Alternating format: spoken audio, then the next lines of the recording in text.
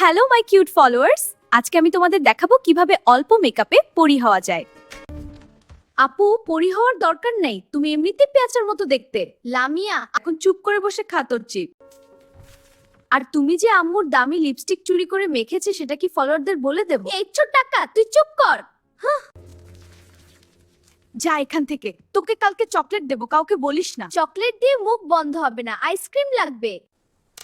ফারহানা, ওরে ফারহানা, কতবার ডাকছি। ঘরটা ঝাড়ু দিতে বললাম, তুই এখনো আয়নার সামনে বাদরের মতো নাচছিস। আর আমার নতুন লিপস্টিকটা কোথায়? ফারহানা, এটা কি অবস্থা? আম্মু, আমি পড়ছি। মিথ্যা কথা, আম্মু আপু লিপস্টিক দিয়ে গালে গোল গোল দাগ এঁকেছে। আউচ! এটা কিসের উপর বসলাম? আমি কি এখন জোকার সেজে অফিস যাব? আব্বু, আপু বলছিল তোমার টাক মাথায় এই পাউডার দিলে নাকি চুল গজাবে, তাই সে এটা রেডি করে রাখছিল। কি আমার টাক নিয়ে মশকরা? বন্ধুরা দেখুন, টিকটক স্টার এখন ঝাড়ু স্টার হয়ে গেছে। তোকে আজ দেখাচ্ছি।